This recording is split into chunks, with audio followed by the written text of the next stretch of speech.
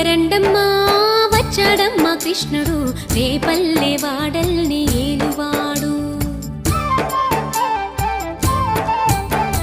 చూడరండమ్మా వచ్చాడమ్మా కృష్ణుడు రేపల్లె వాడల్ని ఏలువాడు. చూడరండమ్మా